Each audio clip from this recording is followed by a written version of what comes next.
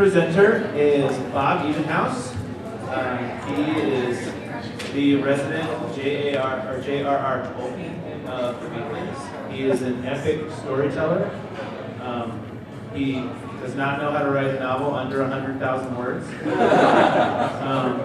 Of the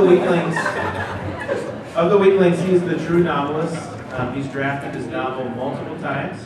He's submitting it to agents. He has the most real-life, real-world experience. He's like the real writer of the Weaklings. He's also one of my best friends, so please welcome Bob Evenhouse.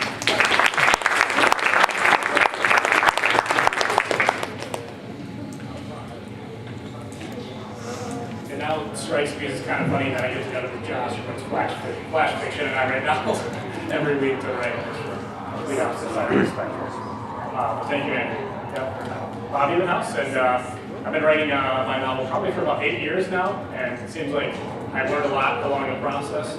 I didn't go for MFA or anything like that. I really kind of learned things off the cuff through other writers and people that I've met.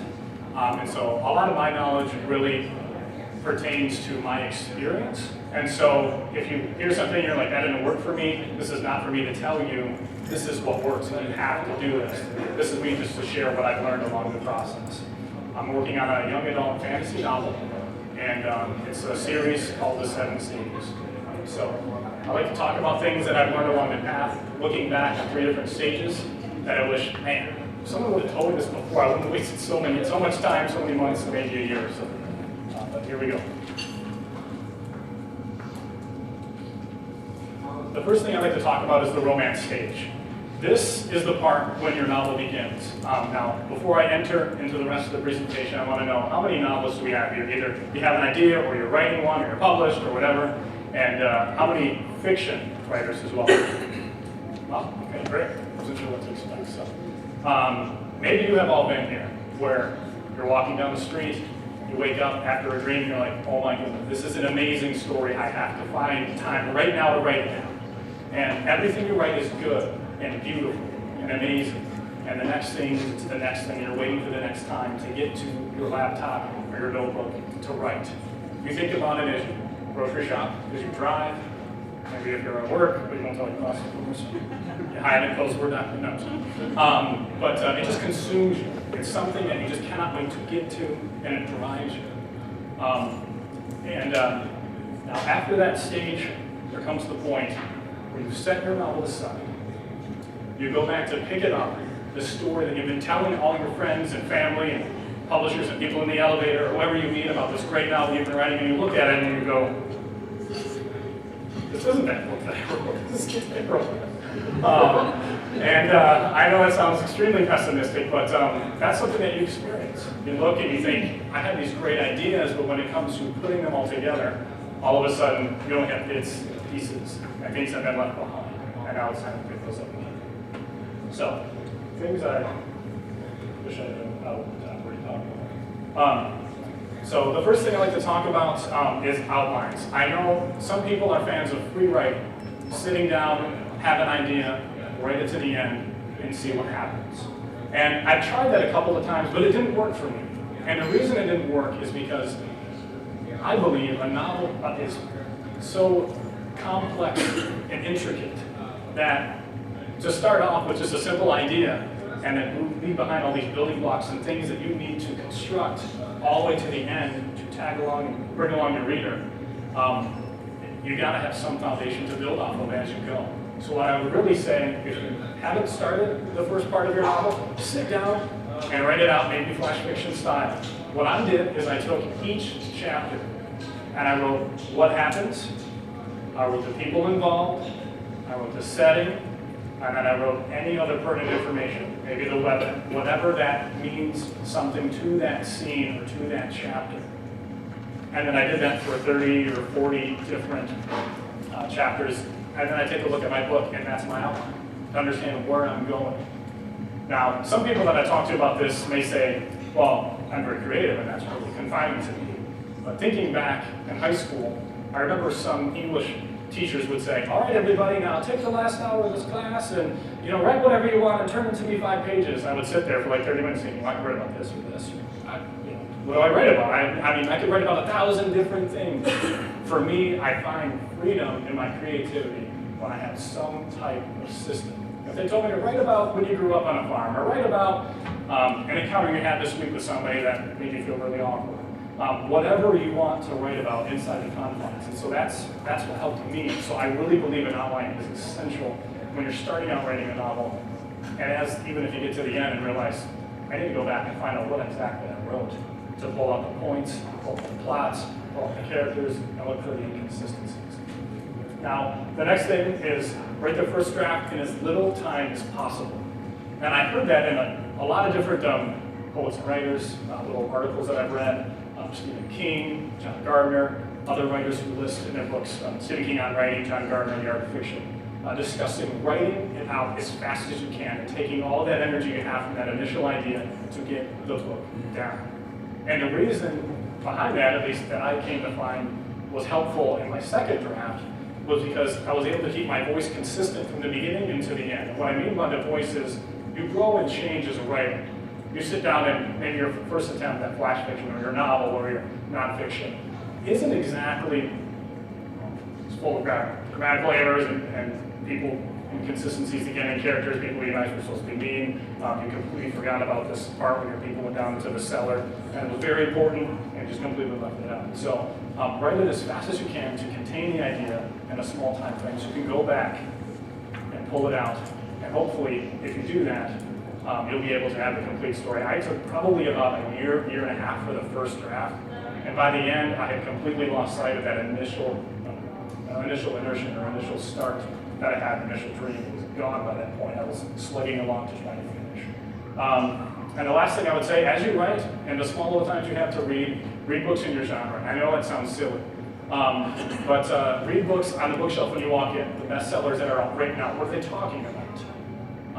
What are the story themes? And then try to find your place where you fit. Andrew talked a lot about mentioning other books that you know are in the same genre you're writing about, so you can continue with that conversation and you can have your book be relevant.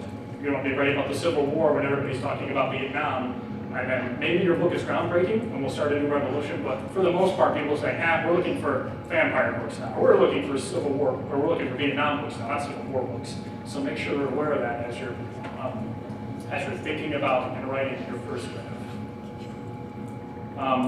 The next part of next stage, rather, is the drafting stage. And this is what we was talking about, waking up from that beautiful dream that you had. You look at the pieces of your novel, and nothing looks very pretty.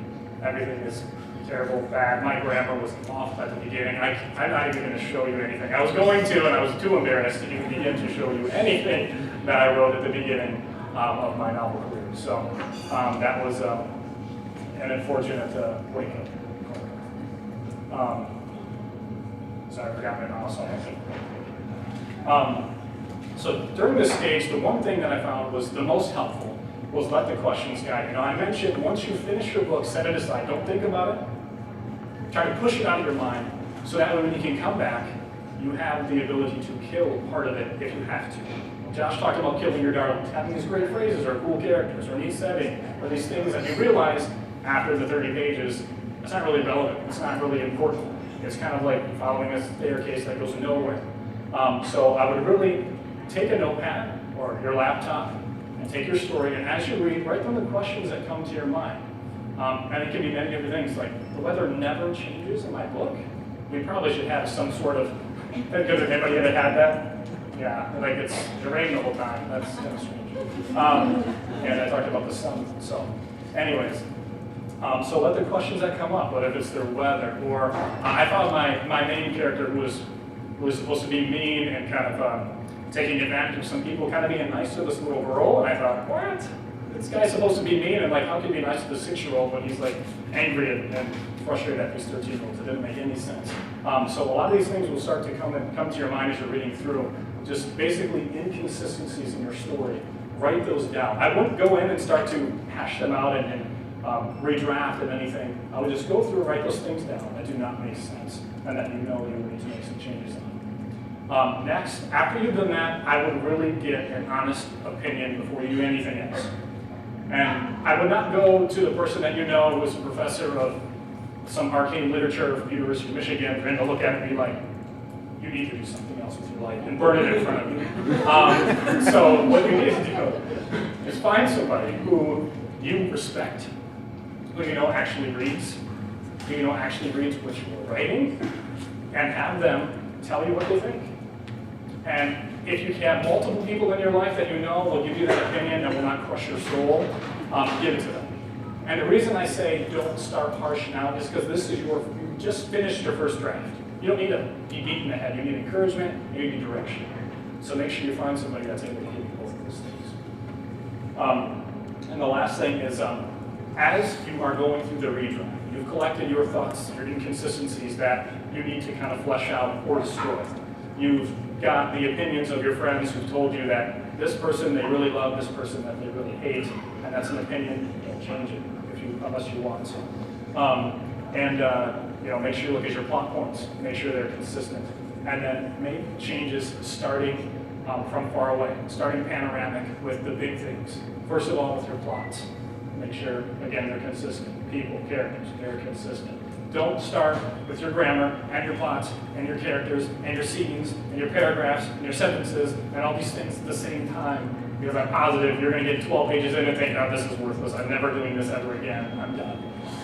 So make sure that you make the changes in stages. That way you can also keep maybe a little journal thing. Okay, I've already looked at all of these character problems, these plot problems, these grammatical issues, this paragraph that lasts 8 pages. That has been taken care of. And then you can continue to go down and get through your draft as quickly as possible. And now, heading into the last stage, this is the submission stage. This is the exciting part. You went through the drudges of the drafts, went through the excitement and euphoria of finding the story for the first time, and now it's, hey, like I've got people to read it, I've got good reviews, people are excited about it, and I'm actually excited about it now. I can't tell you how many times after a draft I read it through, and I thought, I'm not going to do this. This is not what I wanted it to be. This is not what I imagined it to be. And I wish I could say there was one little magical thing, and I had looked for it, I Googled for it, I looked everywhere I could that would make my novel better, or good, or perfect, but there's not. It's just the experience of writing. That's what carries you through. So, on to the submission stage. This is when the excitement comes back. Now, at some point, as you're going through, you're done with your draft. I'm probably on 10 or 12 or 1,000, I don't really know. I don't keep count anymore. You have to let it go. I met with an agent, sent to her, she said, it's good, not really, make these changes, and then come see me again. I met with another acquisitions editor, set the chapter. He liked it, he wanted more, but what he wanted was under a certain type of word count, and I wasn't sure I could boil it down that far, so I'm kind of in that process right now. But at some point, I need to boil it down as much as I can and say, okay, baby, you're gone, you go, let's get an opinion. And that's part of the process of getting rejected. If you're going through the traditional publishing method. Now, I wanted to throw in here what's a platform. Andrew talked about it, and the reason it kind of seems like an awkward segue is because I believe it is very important in the submission stage. He talked about agents and publishers are looking for people who already have established platforms, already have their Twitter, already have their blog, already have Facebook. They're talking about these things. Their presence in local bookstores. They know people at newspapers. They know how to contact people to get the word of their book out. So begin thinking about that at this stage, or begin executing these things. If you don't have a blog, get one. Connect with other blogs. I've connected with people from New Zealand and from Vancouver and from all over the world. It's been beautiful to get responses from them and see them publish their ebooks or publish their hardcover books and see those come out. It's been really exciting. And then they, I'm sure, will be possibly say, hey, I have this book coming out. Would you be willing to do an author interview for me? Or would you be willing to pitch my book to your audience? So having that type of resource not only locally, but also all over the different parts of the world is very important. And last, once you're done, once you have your platform, or you've started them, where do you submit? There was somebody who was super connected. I met Andrew, of course, who knows other people with different rating groups and can help me along my way, which is very exciting. But you may not know anybody. Job hopefully can be a place where you can get to know other people who can help you. However, if you don't, there are places you can go to submit your novel. Now, I listed a few of these on here. Agentquery.com. It's a super exciting site. Now, one thing to be careful with, Some of these are, it's escaping me now, some of them are registered agents and a certain type of registry, I forget what it is, but it's considered trustworthy. So as you're sending your stuff out, be careful who you send it to. However, what this website does, it allows you to have a filter system, which is people are looking for new authors, people are looking for fiction, they're looking for crime and thriller, and then it will show you agencies and websites of people who are looking for that type of book, that type of writer, that type of person. So I would really check that out if you're at the point of, hey, I finished my novel, where do I go, where do I get an opinion? It's a great resource, and even on their website they show you, hey, if you're going to submit to us, make sure you do this. Make sure you don't do this, because we've had this before. We do not accept books that way. So they give you a little bit of an inside track. Sometimes they have a Twitter account. You can kind of stalk them and find a little bit more about what they're looking for, and find a little bit more about what they published before, and that way they kind of give you a little bit of an inside track as well. The next thing, Duotrope, which I love. Unfortunately, it's not a paid subscription, but it's the same type of thing. But it also subscribes to short stories as well. So if you're a person who writes short stories, you can filter by paid subscription, what type of genre, and it'll be print, it'll be web-based. So there's a lot of different ways that you can find it. I think it's $5 a month. So if you have a whole slew of short stories, there's a good chance that you'll be able to get paid for them. Going at a place like this, setting them out like crazy, they even have a way to track your submissions, so you kind of don't have to create this elaborate Excel spreadsheet. The next two other websites are self-publishing websites. They launch into different types of platforms and different types of ebook platforms. Some of you may have already done it before, but Smashwords is a great one. We even list, hey, if you follow certain type of criteria and format your book a certain way, we'll put you on like a premier list, which that way you're not just swamped with everybody else. You are somebody who we recommend. And then CreateSpace is another one of the ebook publishing sites. Now, knowing where you fit in all of this is up to you. If you want to make it a career, then you have to stick at it, you have to work hard, and Agent Query and Duotrope are probably the two places for you. Now, if you would prefer, you wrote this great book, you are busy with your family life, you're busy with your work, and you don't want to do that, but you have a great story to tell, and you don't want to spend a lot of time promoting it, and you want to get it published right away, the ebook places are a great, great resource. I know sometimes there's a little bit of baggage that comes along with the ebook world. However, I've seen so many people, especially the blogs that I just mentioned, they have been pretty successful and got some great reviews both on many Barnes & Noble sites, Amazon sites, which builds a great traction. Many ebooks are becoming very popular now, and that can be a way to launch into a traditional publisher, showing, hey, I've sold X amount of copies. A lot of times they want to see how many books you can actually push. And so being able to say, hey, I reached out, I have 3,000 books, got those all out to different people around the world and locally here, and they give you a shot just for having something like that. So that is something to consider to launch into a traditional publishing world. So that is all I have. So, any questions?